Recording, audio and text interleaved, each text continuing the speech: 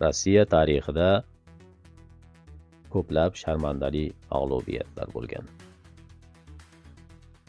Ammo ular orasida 1904 va 1905 yillardagi Rus-Yapon urushidagi mag'lubiyat eng sharmandalilaridan biri hisoblanadi.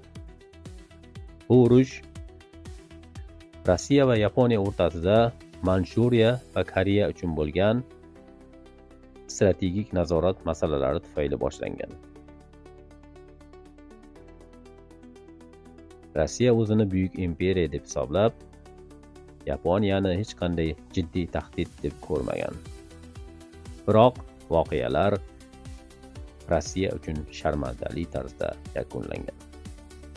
Port Artur qamali 1904 va 1905 yillar.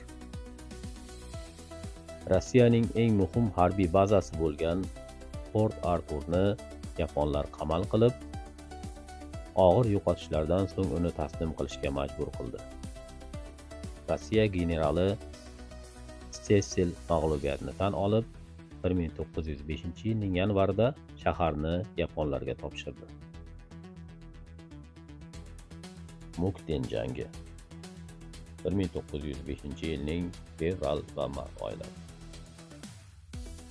Rossiyaning quruqlikdagi eng katta mag'lubiyatlardan biri general Kuropatkin qo'mondonligidagi Rus armiyasi yaponlardan yengilib, Mukdendan qochishga majbur bo'ldi. Bu jangda ruslar 90 mingga yaqin askar yo'qotdi. Tsushima dengiz jangi 1905 yilning may oyi. Rossiya tarixidagi eng katta va sharmandali dengiz mag'lubiyatlaridan biri. Rossiyaning Baltika floti Yevropadan Osiyoga 33 ming kilometr masofani bosib o'tib, Yaponiyaga kelgandi. Biroq Yapon admirali Togo rahbarligidagi flot ruslarni butunlay yo'q qildi. Rossiya 38 ta kemasidan 21 tasini yo'qotdi. 5 mingdan ortiq askari halok bo'ldi. Minglarchasi asirga olindi.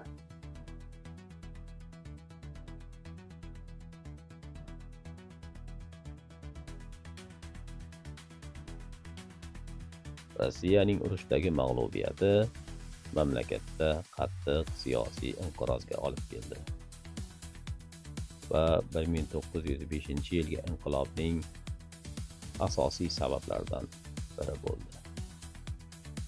Bu mag'lubiyat Rossiyaning zaifligini butun dunyoga ko'rsatib, uning xalqaro nufuziga qattiq zarba berdi.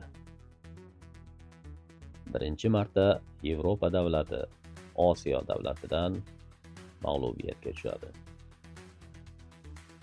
Bu jahon siyosatidagi kuch muvozanatiga katta ta'sir qildi. Bu mag'lubiyat Rossiya imperiyasining harbiy va iqtisodiy zaifligini namoyon qilib, keyinchalik uni Pirojkov inqiloblariga va hatto 1917 yildagi bolsheviklar qo'zg'oloniga olib kelgan muhim sabablardan biriga aylandi.